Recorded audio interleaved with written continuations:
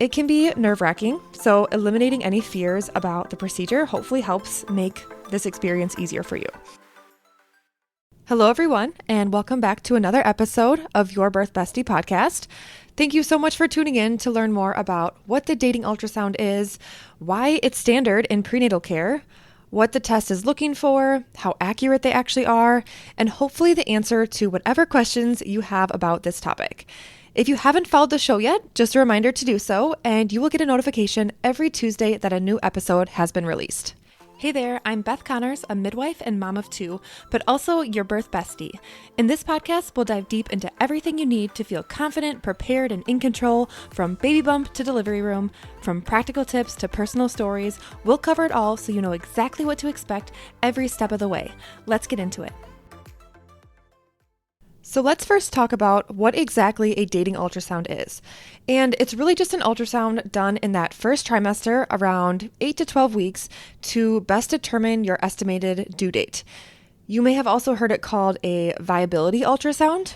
Viability meaning that they would be confirming three things: that baby has a heartbeat, that they are in the uterus, and this would rule out an ectopic pregnancy, and then the number of babies that you're carrying.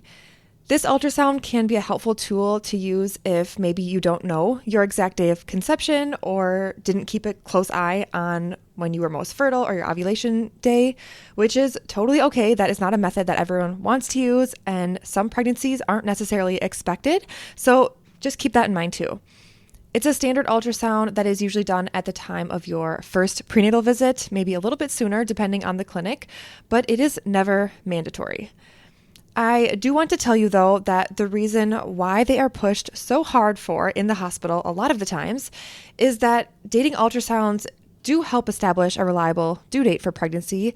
And of course, the hospital system loves data and numbers and setting moms to certain standards for when their babies should be born.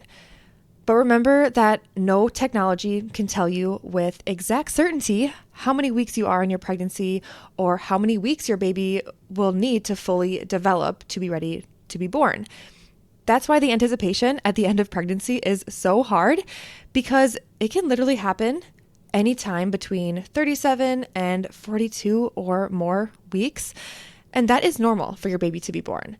So even with the dating ultrasound, if you get that done, and ovulation predictor test, we still have absolutely no idea when the exact time is that you will have your baby. And if we did, that would be really very helpful, but unfortunately we don't.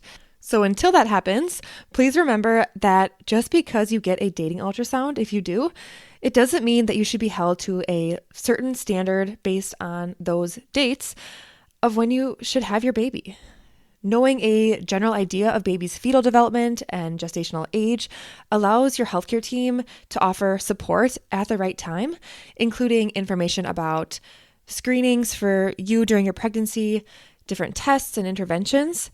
But for low-risk pregnancies, please remember that with every part of your care plan offered to you throughout your entire pregnancy, you should be given enough information and enough time to ask questions to be sure that moving forward, if you choose to do so, or maybe declining something, is the right fit for you. Some of the more time-sensitive decisions that are made throughout your own pregnancy that I talk about with my clients about are genetic testing, gestational diabetes screening around 28 weeks, and alternative options to that glucola drink that's given in the hospital, GBS swab at 36 weeks, and if you want to get tested or not, and if you would want treatment with antibiotics if you are positive in labor. We also talk about routine vaccination in pregnancy, additional ultrasounds, and many other things depending on your situation. So if you're interested in working with me as your pregnancy and birth coach, I would love to chat with you to see if we'd be a good fit to work together. I offer an online birth course and more personalized support packages for pregnant moms looking to take control of their birth and be completely informed during pregnancy and before labor starts. I love helping moms learn their choices and feel confident standing up for what they want to really have the best experience possible. So if you're interested to learn more, please contact me by submitting an inquiry on my website, bethconnors.com, or send me a DM on Instagram at bethconnors_CNM. So now let's talk a little bit more about the best time to get your first trimester ultrasound. And that's usually recommended up until 13 weeks and 6 days of pregnancy because it's the most accurate time to establish the gestational age. The crown rump length is the measurement that they will do during the ultrasound for baby, and this has an accuracy of plus or minus 5 to 7 days. So keep that in mind too. If you go, past your due date, that you may be more or less pregnant than is originally thought. And it's really just not an exact science. The longer you wait to get an ultrasound, the accuracy actually does decrease for predicting your most accurate due date. So an ultrasound done between 18 and 28 weeks of gestation, the accuracy can actually be plus or minus 2 full weeks. And then after 28 weeks, off by 3 weeks or even more, which makes a difference, right? When you're planning for your baby and different tests and interventions that might be offered to you. So if you are unsure of your predicted dates due to irregular menstrual cycles, maybe you have another baby that you are also breastfeeding and haven't had a cycle yet, but are pregnant, reasons like this where it is very hard to know otherwise how far along you are, using an ultrasound can be very helpful. But again, it's not required. There are other ways that as you progress through your pregnancy, you can get an idea of how far pregnant you actually are. These include things like when you can hear heart tones on a Doppler, where your fundus is, or that's the top of your uterus that they're measuring in pregnancy. They measure from your pubic bone to your fundus, the top, and they're measuring that to see how many centimeters your belly is to then correlate that with how many weeks pregnant you are. And you can also tell how pregnant you are kind of based on the first kicks or flutters. So of course that's not accurate as well, but this gives you an idea with all of these things together about how far along you may be and how your pregnancy is progressing. So these are general estimates of how far along you are in your pregnancy. If you do decide to move forward and schedule a first ultrasound to check in on baby and get the most accurate due date, you should also know what to expect, right? It can be nerve-wracking, so eliminating any fears about the procedure hopefully helps make this experience easier for you. I know for me, with being pregnant with my third baby and being blessed to have not experienced a loss myself personally, I worry with each pregnancy that my quote-unquote luck is running out, and I was actually really nervous for my first ultrasound at 8 weeks with this third baby. My uterus is also tilted and makes it really hard for the sonographers to find my babies in the past. And this time wasn't an exception either. So I was like, I swear something is in there. I feel so nauseous. I've peed on a lot of sticks and they've been positive. Please just show me my baby. And I was starting to get a little bit anxious. And everything was fine. But had I not known that it could take time to find the baby, and I'm talking more than 5 minutes, and knowing exactly what to expect when they call you back for your appointment, it would have been so much harder and so much more stressful. And I want you to avoid that if possible. So depending on when you schedule your appointment, the first thing to be aware of is that there are 2 ways to potentially see your baby. One less invasive option is an abdominal scan, and the other is a transvaginal ultrasound where a probe is inserted vaginally. Your sonographer will either insert it if that is necessary, or you also have the option to insert the probe as well if you're more comfortable with that.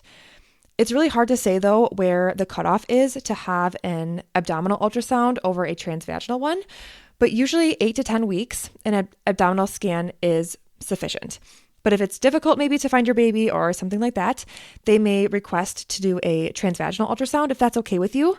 And if it is, great. But if it's not, you can always come back and reschedule another ultrasound when you are a few more weeks pregnant, and hopefully things will be easier to see via abdominal ultrasound. But knowing this before you schedule, I think, is helpful and hopefully eases some anxiety. I know for me, with my first pregnancy, I scheduled that first dating ultrasound at 8 weeks because that's when the clinic recommended. And it was a vaginal ultrasound that I was definitely not expecting. My second pregnancy, I was 8 weeks, and it was just a bedside abdominal ultrasound that was actually done while I was in midwifery school and clinical. I had my preceptor scan my belly because I was just excited and thought, why not? Just wanted to be sure that everything was okay. So that was fun. And then with this third baby, I had an abdominal ultrasound also done at 8 weeks and was able to see everything necessary. So you do have options there as well, just knowing that moving forward as you schedule your first ultrasound. And once the sonographer does find your baby, which can take a few minutes just with how small they are, how much they kind of move around, and just with the anatomy of your own body, so it can take a couple minutes, you'll be able to see baby on the screen, and then you will count the number of babies you're carrying, making sure that the baby is in the uterus, and then you will be able to see a little flickering heartbeat. It's very, very faint, and it is there as early as 6 weeks gestation. And then they also might assess your ovaries and cervical length, which is a measurement that can assess your risk of preterm labor. But they don't always do that either. There really isn't much more to see at this point, but it is really cool to have that reassurance and know that a baby is really in there. Even if you are feeling awful, sometimes it's hard to believe that reality that you are pregnant and see that baby's heartbeat for the first time. Sometimes they're moving around a little bit, which is fun. So it's really just an incredible experience for me each time. And, even though I feel so nauseous and so tired in the first trimester, it never really feels real until I see my baby on the monitor. So I do love the emotional aspect too for that first ultrasound. And it really can be a special time if this is something that you choose. I hope this information on what is either called a dating ultrasound, viability ultrasound, confirmation ultrasound, or a first trimester ultrasound has been helpful for you.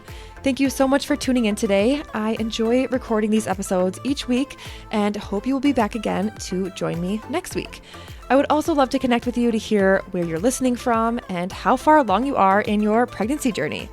At any point, if you are looking for resources on pregnancy, birth, or postpartum, definitely check out the show notes for what I've created to help expecting moms, or send me a message and I would love to help you find the best support for your situation. Thank you so much, and I will be back here again next Tuesday. Bye, everyone.